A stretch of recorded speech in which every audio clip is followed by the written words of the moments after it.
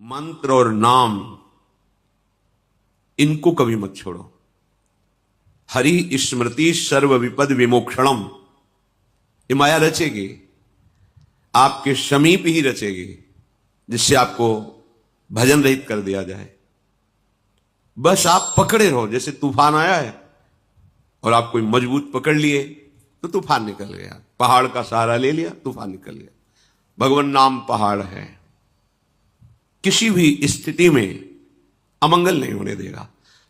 शरीर छूट सकता है, छूटने वाला है, भजन नहीं छूटना चाहिए, कैसी भी परिस्थिति हो। अब हमारा इज्जत, हमारा सम्मान, हमारी महिमा, हमारा यश भजन है, प्रियालाल है। ये नहीं रुका तो सब ठीक है, और ये नहीं चल रहा और सब ये है तो ये सब कुछ नहीं, स्वाप्निक है। इसलिए धैर्यपूर्वक सत्संग के प्रभाव से खास बात पकड़नी है। बड़े से बड़े सुख के समय में हर्षित होना, मनोरंजन करना, प्रमाद स्थिति आना, यह संभव है। बड़े से बड़े दुख के, ऐसी विपत्ति, ऐसा संकट, ऐसा विषाद, ऐसा भय, दोनों परिस्थिति में भजन न छूटे। चाहे भारी से भारी अनुकूल परिस्थिति हो या प्रतिकूल परिस्थिति हो, तभी निकल सकते हैं। नहीं तो ऐसा नहीं। कभी मीरा जी ने किसी का भी ऐत नहीं किया, लेकिन उनके देवर में ही ऐसी कुबुद्धि बैठ गई, पूरे जीवन भयंकर क्लेश देने का उपाय करता रहा। कोई भी हो, तुम्हारे समीप ही पैदा कर दिया जाएगा क्लेश, तुम्हारे समीप ही जाल बिछा दिया जाएगा। आपको नाम नहीं छोड़ना। शरीर छूट जाए कोई बात नहीं, तुम्हारी निंदा हो रही कोई बात नहीं, शरीर तो छूटना ही है। यहां ना किसी का यश रहता है ना अपयश रहता है, नाम चल रहा है। हमारी अंदर से निष्ठा परिपक्व है, डिगी नहीं। निष्ठा उसी को कहते हैं जो भयानक विपरीत परिस्थिति में भी ना डिगे। अगर डिग गई तो निष्ठा क्या? गंभीर रहो। अब जोई जोई प्यारो करे सोई मुहि भावे। पूरा अपने आप को छोड़ दो प्यारे के ऊपर। जैसा आप चाहो, जैसा चाहो। उनको अपमान कराना है आपसे, ऐसी चेष्टा करा देंगे, आपका अपमान होगा। मान कराना है, ऐसी चेष्टा करा देंगे, मान हो। ऐसे हो जाओ। न मान न अपमान, न लाभ, न हानि, न सुख, न दुख। हमारी इज्जत श्यामा श्याम है, हमारा धर्म श्यामा श्याम है, हमारा धन श्यामा श्याम है, हमारा मान श्यामा श्याम है, हमारा जीवन श्यामा श्याम है। नहीं, इतना ये प्रपंच रचती है कि आप भूल जाओगे कि कहां भगवान है। भला होते तो ऐसा कैसे होने देते? नहीं नहीं, आप हो। चाहे जितना इंद्रजाल बिछा लो, आप हो। चाहे जैसी परिस्थिति पैदा कर दो, आप हो। बस हमें अपनी निष्ठा पुष्ट रखनी है। जब हमारा भजन क्षीण होता है तो हमारी निष्ठा पे फर्क पड़ जाता है। यहां युधिष्ठिर जी को उपदेश कर रहे हैं, नित्यम क्रोधा तपो रक्षेत, धर्मम रक्षेत च मत्सरात्, विद्याम मानापमानाभ्याम आत्मानं तु प्रमादतः। तुम्हारा जो भजन है, जो आप कष्ट सह रहे हैं, उसे तप कहते हैं। आंतरिक जो क्लेश मिल रहा है भक्ति करते हुए, नाना प्रकार के विकार, नाना प्रकार की प्रतिकूलताओं को आप गंभीरतापूर्वक सह रहे हैं, क्रोध को बाहर प्रकट नहीं होने दे रहे, तो आपके भजन की रक्षा हो रही है, आपका भजन सुरक्षित है। ऐसा नहीं कि भजन करने वालों के ऊपर विपत्ति नहीं आती, वो सदैव विपत्ति रहित रहते। नहीं, अभी आगे एक चरित्र आएगा, आप सुनना। विपत्तियां ऐसे संसारिक पुरुष को भी नहीं आती जैसे भक्तों के जीवन में आती है, पर वहां भगवत साक्षात्कार का योग बनता है। उसी स्थिति में, भयानक विपत्ति में सर्वांतःकरण एकाग्र होकर एकमात्र त्राहि माम प्रभु। आप देखो, आपका ही सब किया कराया है, आप देखो।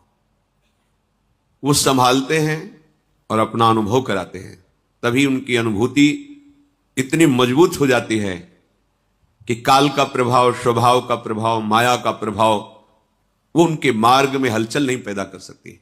गंभीर स्वभाव, निरंतर भगवत स्मरण परायण, और क्रोध का अवसर आने पर भी क्रोध न करना, चुपचाप सह जाना। ये बहुत बड़ा भजन रक्षा का सूत्र है। हमारा भजन यहीं से रुकता है, छुपता है, क्षीण होता है प्रभाव उसका। क्रोध आने के अवसर दिलाती है माया, बहुत दिलाती है, पर शांत। अब जैसे आपकी इच्छा हो प्रभु, आप वैसा कीजिए। हम तो आपके यंत्र हैं, जैसा कराते जाओगे वैसा होता जाएगा, जैसा कराया वैसा हो गया, आगे जैसा आपका विधान होगा वैसा होता रहेगा। शांत। तप के द्वारा, तप माने होता है क्लेश को सहना। जब सामने से कोई विपरीत परिस्थिति माया पैदा करे, वो कोई व्यक्ति हो सकता है, कोई वस्तु हो सकता है, कुछ भी हो सकता है, माया किसी को भी निमित्त बनाकर आपके सामने प्रतिकूलता पैदा कर सकती है, विपत्ति पैदा कर सकती है। क्रोध नहीं करना। अगर आप संभालने लगे तो हानि हो जाएगी। अगर आप शांत रहे, अब जोई जोई प्यारो करे सोई मोई भावे, तो जो संभलना चाहिए वो संभल जाएगा। परम सत्य बात मान लीजिए। क्रोध करने से हमारी ही हानि होगी, हमारा ही भजन रुकेगा। किसी के भी हृदय में तनिक भी हमारे द्वारा क्षोभ दुख पहुंचेगा, वही पलटकर हमारे भजन पर वार कर देगा, भले वो हमारा मंगल कर रहा है। और भगवान सद्बुद्धि दें, भगवान मंगल करें और शांत हो जाए। रक्षित धर्मम, अपने धर्म की रक्षा करो, मत्सरात, द्वेष से। जो हम धर्म पालन करते हैं, भगवत मार्ग में चलते हैं, भागवत धर्म का पालन करते हैं, प्रेम धर्म के पथिक हैं, इसमें मत्सरता हमारे धर्म की हानि करती है। मत्सरता, मेरे से आगे निकला जा रहा है, द्वेष, ईर्ष्या, ये सब बड़े भयानक शत्रु हैं, बड़े बड़ों के हृदय में आ जाते हैं। कैसे इनके प्रभाव को रोका जाए, कैसे नीचा दिखाया जाए, कैसे इनको धूल दूषित किया जाए, कोई अपराध ना होने पर भी माया ऐसा षड्यंत्र रचती है। मत्सरात, अपने धर्म की रक्षा के लिए किसी से ईर्ष्या मत करो, द्वेष मत करो, मत्सरता मत करो। नहीं, उसकी हानि क्या होगी? आपकी हानि हो जाएगी। आपका भागवत धर्म अंतर्ध्यान हो जाएगा हृदय से। जिस पर आप दृढ़ विश्वास करके चले हैं वो प्रभु संभालेगा। तुम्हें ईर्ष्या नहीं करनी, द्वेष नहीं करना, मत्सरता नहीं करनी। विद्याम मानापमानाभ्याम आत्मानम तु प्रमादतः। ये जो आपको ज्ञान प्राप्त हो रहा है, इस ज्ञान का अपहरण मान अपमान कर लेता है। मान हुआ तो गर्व, अपमान हुआ तो अंदर से उसके प्रति असंतुष्टता, निंदा का भाव, जलन, द्वेष, उसको नष्ट करने का भाव, ये आपके ज्ञान को नष्ट कर देगा। अगर आपका ज्ञान सुरक्षित है तो मान अपमान का प्रभाव नहीं पड़ेगा। मान और अपमान दोनों ये ज्ञान का अपहरण करने वाले हैं। इसलिए आदेश करते हैं विद्याम मानापमानाभ्याम। विद्या के प्रभाव को मान अपमान से बचाइए। जो तुम्हें ज्ञान मिला है, अगर मान सुख भोगने लगोगे तो द्वैत हो गया ना, दूसरा कोई मान कर रहा है तो कहां ज्ञान रहा। अपमान के दुख को तो फिर तुम्हारे हृदय में आएगा ना कि दूसरा व्यक्ति मूढ़ है, दुष्ट है। नहीं, लीला बिहारी की लीला है। एक गाय की शान बांधता है तो खूंटा हिला के देखता है, हिलेगा तो नहीं। ऐसे ही बार बार जीवन भर कहीं तुम्हारी निष्ठा में कोई कमी तो नहीं। परिपक्व प्रभु करते रहते हैं। अब वो कैसे जाल रचते, क्या लीला करते हैं, आपको केवल प्रभु की तरफ देखना बस। अब तो जीवन प्राण सर्वस्व आपको समर्पित है। जैसा खेल खेलो, आपका है। खेलो खेल जैसा आप जैसा चाहो। जैसा चाहो इस शरीर से चेष्टा कराओ, जैसा चाहो लोक से इस शरीर पर चेष्टा कराओ, जैसा चाहो वैसा व्यवहार करो। नाथ, ये जीवन अब आपके हाथ में है, आप जैसा चाहो। ये ज्ञान है। इसी ज्ञान की रक्षा मान और अपमान से बचाइए, और ये ज्ञान बचा रहेगा तो मान अपमान प्रभाव नहीं डाल पाएगा। आत्मानम तु प्रमादतः, और अपने आप को प्रमाद से बचाइए। जो करना चाहिए उस पर आलस्य प्रमाद ठीक नहीं है। जो नहीं करना चाहिए प्रमादवश वो नहीं करना। प्रमाद ऐसा होता है कि ना करने वाले कार्य को करा देता है और करने वाले कार्य में आलस्य पैदा कर देता है। तो आप अपनी दिनचर्या, अपने मार्ग में अपने आप को सुरक्षित रखने के लिए प्रमाद मत कीजिए। जीवन में देखा है, चाहे किसी परिस्थिति के कारण हो, शास्त्र आज्ञा का तनिक भी उल्लंघन हुआ है तो अपने को विक्षेप होता है। कोई करे या ना करे विक्षेप, अपने को विक्षेप होता है। चाहे जैसी परिस्थिति हो, शास्त्र आज्ञा का उल्लंघन नहीं करना चाहिए। पक्का विश्व खिलाफ हो आपके और आप शास्त्र के अनुसार चल रहे हो, आपका मार्ग रुकेगा नहीं। और जहां प्रमाद स्थिति हुई कि अब तो ये स्वीकार ही करना होगा, अब तो ऐसा, और वो शास्त्र विरुद्ध है, तहां आपकी हानि हो जाएगी, तहां आप कमजोर हो जाएंगे, भय उपस्थित हो जाएगा। इसलिए आत्मानम तु प्रमादतः, अपने आप को प्रमाद से बचा लीजिए। ना करने वाला कार्य बिल्कुल मत कीजिए, जो करने योग्य हो उसमें आलस्य मत कीजिए, अवश्य कीजिए। प्रमाद का कार्य यही होता है, ना करने योग्य कार्य करा देता है और करने योग्य कार्य में आलस्य पैदा कर देता है। बड़े बड़े जितने भी संत महापुरुष हैं, जीवन भर अपने को साधक ही माना है। ये संसार शिक्षा देता रहता है। कई जगह ऐसा होता है जहां की शिक्षा अधूरी होती है तो संसार रूपी गुरु ये उस शिक्षा को पूरी करता है। ये संसार गुरु है। नई नई पूरे जीवन भर नए नए अनुभव होते रहते हैं। अच्छा, ऐसा भी, ये तो मुझे पता ही नहीं था। चाहे कोई कितना भी बड़ा उपासक संत हो, जीवन भर शिष्य ही रहता है, क्योंकि अगाध ज्ञान संपन्न भगवान जीवन भर किसी न किसी के निमित्त से उपदेश देते रहते हैं। तब लगता है हां, अभी ये ज्ञान अधूरा था, अब ये पूरा हुआ।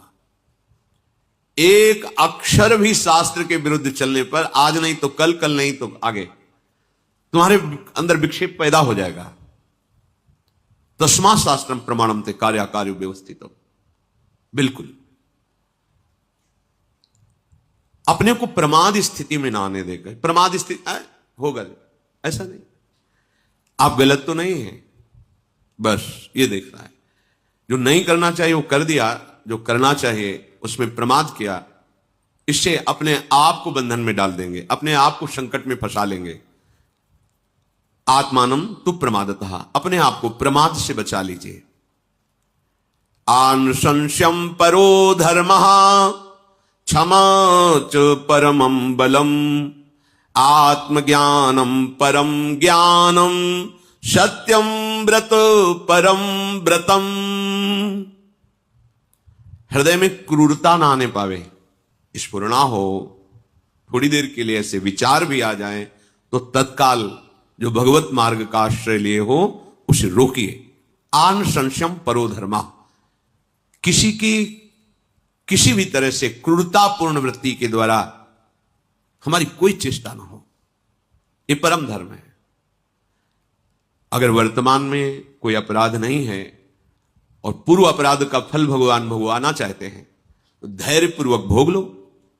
आगे आपको भगवत धाम जाना है, बिल्कुल घबराने की जरूरत नहीं है। अपने द्वारा कोई क्रूर कर्म ना बनने पावे। जहां हम अपने बचाव पक्ष में खुद खड़े हो जाते हैं वहां हम हार जाते हैं। जब हमारे बचाव पक्ष में धर्म होगा, भगवान होंगे, तो परास्त नहीं होंगे। आनुशंसम परो धर्म, क्रूरता का अभाव ये परम धर्म है। हृदय में क्रूरता, दूसरे को किसी भी तरह कष्ट देने का भाव बिल्कुल नहीं होना चाहिए।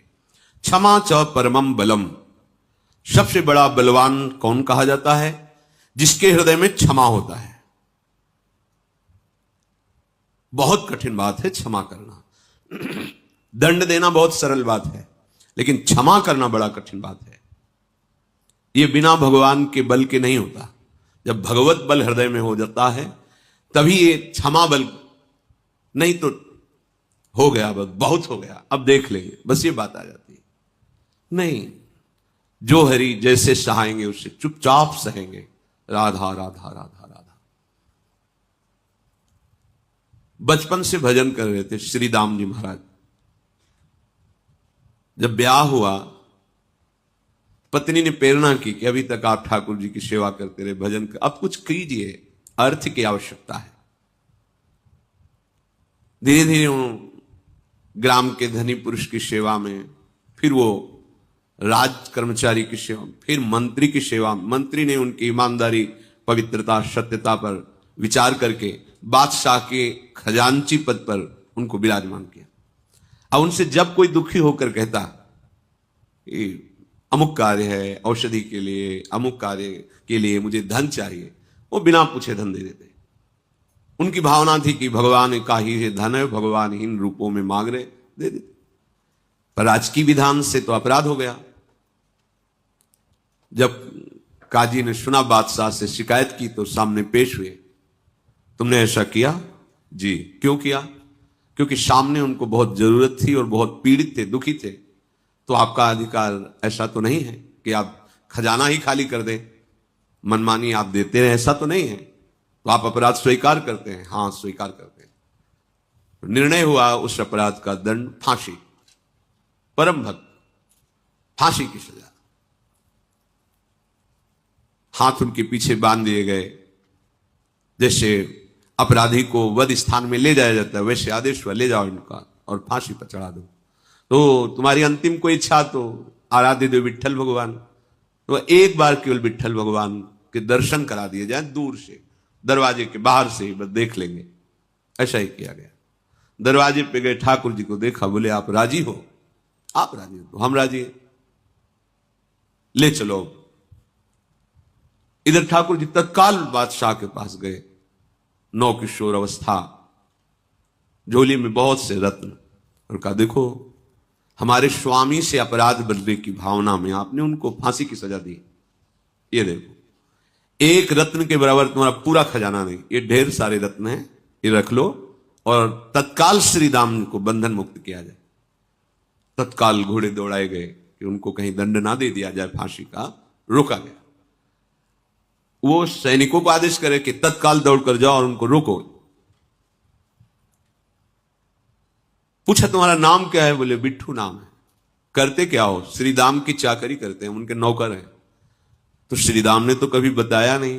वो बोले ऐसे ही गुप्त हैं, वो किसी को कहते नहीं हैं, पर तुम्हारे जितने खजाने में धन है वो देखो उनके एक रत्न के समान नहीं। ऐसे वो धन के बहुत बड़े धनी, और मैं उनका सेवक हूं, मैं उनका नौकर हूं। भगवान चले गए। अब उसके हृदय में जो आकर्षण प्रभु का पैदा हुआ, बड़ा व्याकुल। जब श्रीधाम जी को मुक्त किया गया, सामने आए तो हाथ जोड़ के, एक बार मुझे अपने नौकर के दर्शन पुनः करा दो। कहा हम तो आपके नौकर हैं, हमारा कौन नौकर? तो कहा उसका नाम बिट्ठू था, और ऐसा नौ किशोर अवस्था, श्याम वर्ण, ऐसा। आंसू चलने लगे कि ये तो मेरे प्रभु हैं। बताया कि ये तो हमारे भगवान हैं। पर ये शब्द सुनकर उनका हृदय कि अरे भगवान अपने आप को अपने भक्त का सेवक कहते हैं, अखिल ब्रह्मांडों के स्वामी होकर के। बादशाह ने कहा कि हमें देने का मन हो रहा, क्या आपको चाहिए? बोले बस आप अपनी सेवा से निवृत्त कीजिए, जो हमको इतना प्यार करते हैं, अब केवल जीवन उनके ही सहारे, जैसे चाहे वैसे चलावे। ऐसा नहीं कि विपत्तियां नहीं आती, संकट, बड़े बड़े संकट आते हैं, पर हम धैर्य धारण करें, क्रूरता हमारे हृदय में ना जाए, अश्रद्धा ना आ जाए, नास्तिकता ना आ जाए कि कहां भगवान है, ऐसा क्यों होगा? नहीं, आपकी माया का खेल करो प्यारे, जैसा चाहो वैसा करो। हृदय में क्षमा और आत्मज्ञानम परम ज्ञानम, जिससे स्वरूप का बोध हो गया है वही परम ज्ञानी है। आत्मस्वरूप अपने स्वरूप में स्थित है। ये कोई बाहरी दिखावे वाला ज्ञान नहीं है, ये बोलचाल वाला ज्ञान नहीं है, ये बोध वाला ज्ञान है। बोध संपन्न महापुरुष बिल्कुल आपको ऐसी ही क्रियाएं करते दिखाई देगा, पार्थिव क्रियाएं, जैसे एक साधारण व्यक्ति करता, और उससे भी नीची हो सकती है, जिसे आप पागल समझ सकते हैं या ऐसे ही समझ सकते हैं। बोध संपन्न महापुरुष, एक ऐसे फटा पैजामा, ऐसे गमछा ऐसे डाले, पागलों जैसी चेष्टा करते थे। बड़े संत थे। एक जगह संत समाज हो रही थी, वहां शास्त्रों की चर्चा शुरू थी। किसी श्लोक पर बड़ा तर्क चल रहा था, ऐसे ही आए घूमते घूमते और 1 मिनट में उस श्लोक को सुलझाया। सब संत आश्चर्यचकित हो गए। बाद में जब परिचय मिला तब जो अवधूत कोटि के महापुरुष होते हैं उनके लिए कोई नियम नहीं होता कि तुम लाल पहनो, पीला पहनो, दिगंबर रहो, या वो ऐसे अपने को प्रच्छन्न वेश में छुपा लेते हैं जिससे कोई जाने ही ना कि संत हैं। आत्मज्ञानम परम ज्ञानम, जिससे बोध प्राप्त हो गया है वो परम ज्ञानी है। और सत्यम व्रत परम व्रतम, जिसने नियम ले रखा है कि हमारे जीवन में सत्य ही है, आचरण सत्य, वाणी सत्य, वो सबसे बड़ा व्रत करने वाला है। सत्य व्रत सबसे बड़ा व्रत होता है। यस्य सर्वे समारंभा निराशीर बंधना सदा, जिसका कोई भी कार्य आयोजन संकल्प से नहीं होता है। परसों ऐसा करेंगे अपने लोग मिलके, ये सिद्ध महापुरुषों में नहीं होता। प्रेरणा हुई तो भली बात, ऐसी श्री जी की प्रेरणा हो रही कि परसों ऐसा होना चाहिए, हो या ना हो, होगा ही ऐसा नहीं है, नहीं होगा ऐसा भी नहीं। श्री जी की इच्छा है, प्रेरणा हुई, पता नहीं हो या ना हो। यस्य सर्वे समारंभा निराशीर बंधना सदा, कोई संकल्प नहीं जिसके जीवन में, चलो परिक्रमा देते, चलो चल दे, प्रेरणा हो रही कल ऐसा होगा, अब ना हो श्री जी जाने, हो श्री जी जाने। संकल्प कर, ऐसा करना है, ऐसा करना है, ऐसा करना है।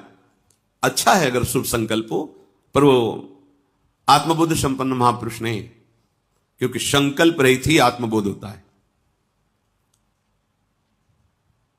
बड़ी उत्तम स्थिति होती है बोधवान की। कर्मानुश्रुति बोधितानि नितराम कुर्वन्तु कुर्वन्तु मां, वो शास्त्र के अनुसार कर्म करे या ना करे। श्रीमद राधा सुधान विषयान ग्रहणंतु मुंचन्तु अविषय भोगे या त्याग दे, कैर्वा भाव रहस्य पारगमति श्री राधिका प्रेषा। वो ऐसे राधा वल्लभ लाल की उत्तम प्रेम स्थिति में रहता है कि सब बाहरी चेष्टाएं होती रहती है, उससे उसका कोई संबंध नहीं रहता, हो रही है। कभी भी हमें किसी भी कार्य का संकल्प नहीं करना। जैसे कहा तुम ऐसा संकल्प करो, ये सब प्रारंभिक बातें हैं। जब हमारा जीवन प्रभु को समर्पित है, मैं ऐसा नहीं करूंगा, मैं ऐसा करूंगा, मेरा अधिकार ही नहीं रहेगा। आप जानो, आपका कार्य जाने, जैसा मन हो वैसा खेलो। वो खेलेंगे, 20 बाजारों में कोड़े मार मार करके खाल खींची जा रही, क्या अपराध है? क्या अपराध है? कृष्ण कृष्ण बोल रहे, यही नहीं। आपका सर्वस्व है, जैसे चाहो करो, आप जैसा, आपका विधान जैसा। ये बहुत बहुत ही विचार से ऊपर की बातें हैं, बुद्धि काम नहीं करेगी। प्रभु का खेल, अपने आप से अपने आप में खेल रहे। कभी तो इंद्रप्रस्थ की रचना करवाते हैं, मायासुर से दिव्य सभा तैयार करवाते हैं, और विश्व के सारे राजाओं को चरणों में झुका देते हैं। कभी द्यूत कीड़ा में परास्त होकर 12 वर्ष का वनवास, 1 वर्ष का अज्ञातवास, भरी सभा में द्रौपदी को वस्त्रहीन करने की चेष्टा, ऐसे महावीरों के पतियों के होते हुए भी क्या लीला है इसकी। यस्य सर्वे समारंभा निराशीर बंधना सदा, त्यागे यस्य हुतम सर्वम सा त्यागी सच बुद्धिमान, जिसके संपूर्ण आयोजन बिना संकल्प के होते हैं। कोई भी कामना पूर्वक संकल्प नहीं किया जाता, वही सबसे बड़ा त्यागी। संकल्प का त्यागी ही सबसे बड़ा त्यागी है। ध्यान कीजिए, प्रभु की मौज है, कोट पहना दिया, कपड़ा पहना दिया, घड़ी बांध दिया, जंजीर पहना दी सोने की, ये वो किसी ने उतार लिया, प्रभु की मौज है। दूसरा देखकर निंदा कर सकता है, स्तुति कर सकता है, उसकी मौज, जैसा चाहो वैसा करो। अब यहां सोच नहीं है कि ये करना है, ये नहीं करना है, जैसा चाहो वैसा करो। आयोजन प्रयोजन दोनों खत्म। किस प्रयोजन से हो रहा है? कोई प्रयोजन नहीं। क्या कोई कामना रह गई, कोई सुख भोग की चाह रह गई? नहीं, बिना प्रयोजन के। अब जो प्रयोजन युक्त होकर करते हो, बिना प्रयोजन की क्रियाओं को कैसे जान पाएंगे? समस्त कामनाएं, कुछ ही दिन भजन करो तो शांत हो जाएंगी धीरे धीरे, देखना। फिर लक्ष्य की तरफ जिसकी दृष्टि और उस दृष्टि का दृष्टि से मिल जाना, फिर कोई प्रयोजन रह जाना, अब कोई प्रयोजन ही नहीं, ना कोई आयोजन है ना कोई प्रयोजन है, और बिना किसी संकल्प के आयोजन और प्रयोजन सब दिखाई देते हैं, सब चलते रहते हैं, इसलिए कोई समझ नहीं पाता है।